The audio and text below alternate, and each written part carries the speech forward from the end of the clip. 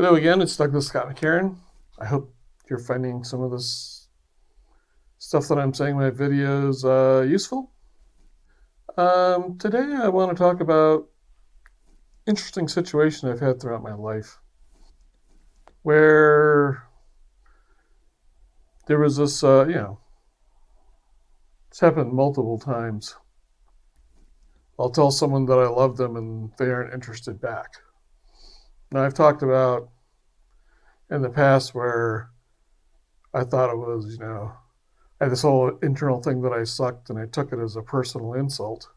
If they didn't love me back and I had to then have revenge on them, which, that's not love. That's trying to use somebody to make up for an emptiness within me. And it's just kind of interesting, that internal feeling. Again, it's like an energy, or it's this internal judgment that there's something wrong with me when there really actually isn't. But for instance, I had this one friend where I was, felt pretty much in love with her. And when I finally told her, she wasn't interested back. But it kind of raises the question, who was I in love with? Especially seeing as the whole time I was in love, I was not telling her. I was inside talking to my own internal feelings. It was more like I had this big internal story or drama or energy that, I had this big passion for somebody. And I would sort of assign it to somebody. In my case, I was interested in women. And I'd assign it to somebody. I'd pine over it. I'd talk about it. I'd sit around and say I love somebody. I'd take charcoal and write it. This was when I was younger. I'd write it on the sidewalk. But it was all my imagination. I was in love with my imagination. But what's really intense about it is the feeling of it. It's almost like it occupies me. But what I'm in love with really isn't that other person. It's this internal story. This, I've talked about in a couple other videos as this cocoon. It's like a bunch of self-reflecting assumptions and presumptions and feelings, and they all kind of feed back and forth and support each other. It's like a house of 1,000 mirrors, all reflecting themselves and obsessed with themselves. But they aren't really all that aware of the other person. And then I would get upset at them. And I'm not the only one. I mean, you hear stories all the time of some guy proposes to some woman and she says she doesn't want to, and he gets upset and throws acid on her or kills her or yells at her and screams at her and hits her. But it was, he didn't actually love her. He was all involved with his own internal judgments. And then when she says no, all of his whole thing is about being rejected and not being worthy come up. None of which has anything to do with her, except she's the one getting beat up and punched and having acid thrown on her. And so you have this situation where, I'm only speaking as a guy. I don't know if women do this back, but there's this whole thing where it's more like you intimidate or dominate or compel a woman to fall in line with your particular obsession. And it really doesn't have anything to do with her. I mean, you can feel it. You'll be out walking around, you see her, and you go, oh, she's the one. And when she's not the one, well, then you wander around and you go, oh, she's the one. And it's like, you can feel it grab a hold of you, take power of you, and assign it to somebody else. But it's really this internal energy that you're obsessed with. It's trying to tell you that there's something wrong with you. It's telling you how to make it better. And it's telling you that if you loved it, it will fulfill everything. But it makes it appear as though it's another person, but it's all going on inside of you. So the question is who did I love, or who do you love? Especially if your response is to get all upset, attack him, and vilify him, and be angry at him, or feel rejected, or feel hostile. Because that's all about your internal stuff. That has nothing to do with her, even though she may suffer for it from your response. You know? And you're also like denying her right to have a choice in the matter. It's like trying to take a prisoner and stuff him inside of your own story, your own drama about self love and self rejection. I know I did this. I never hit anybody, thankfully. Never attacked them or did anything evil to them. I just would seethe with anger inside because, how dare this woman treat me like I'm not the greatest thing in the world. But again, that's all going inside of me. That was all going on inside of my internal anger, my internal imagination. It wasn't anything to do with her.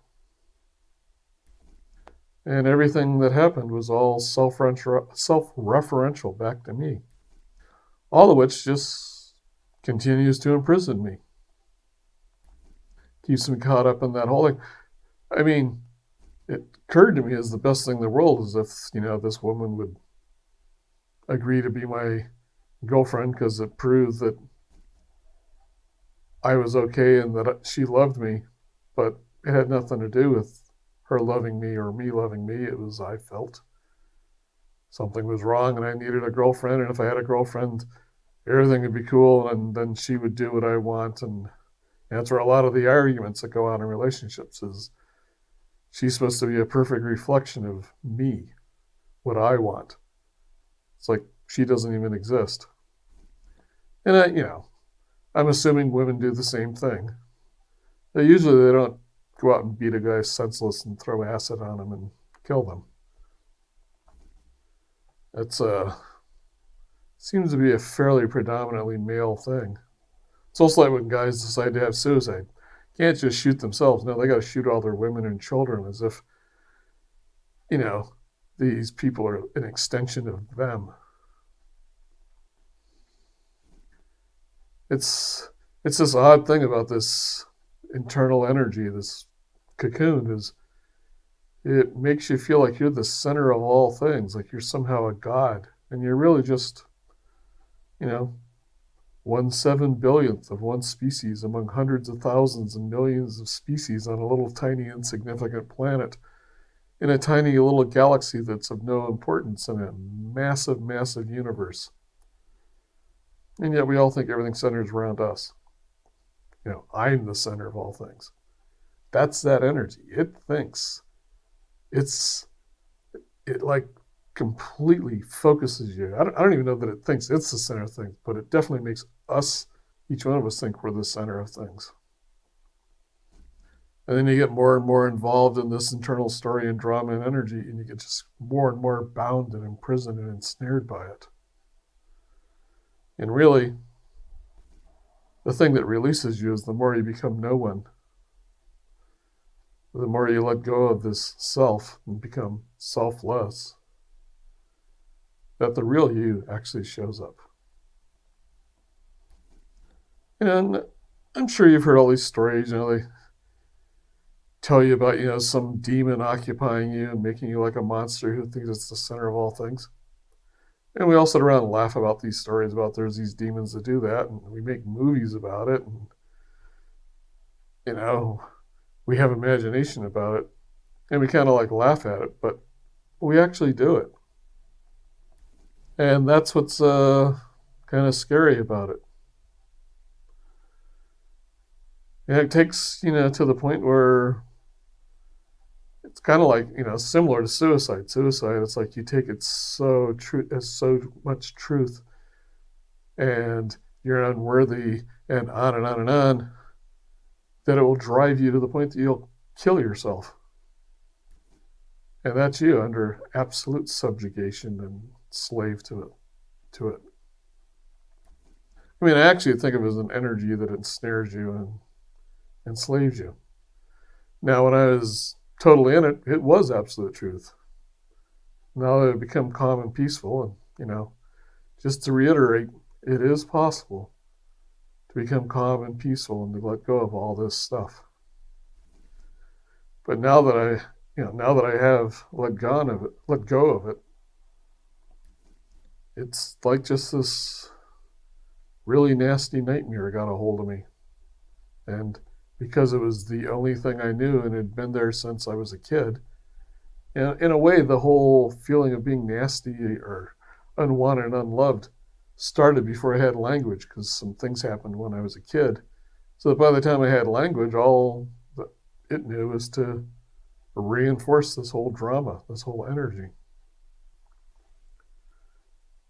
And we get so involved in this internal story that everybody out there is part of that story.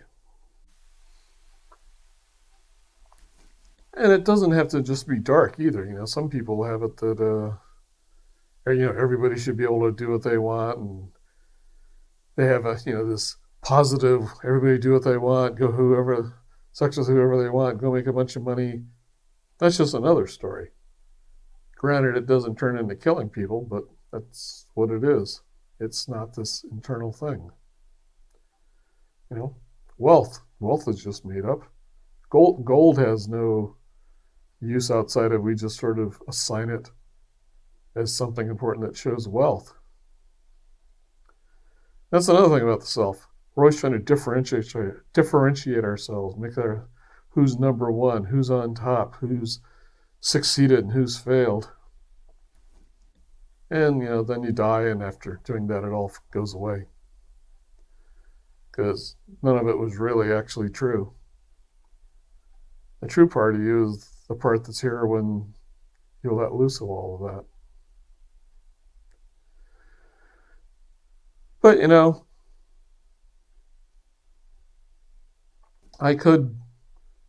the one thing I did learn is I could actually love another person even if they don't do anything I want them to, because they're not a reflection of me. All that not wanting to do what I want, that's just them not wanting to do what I want.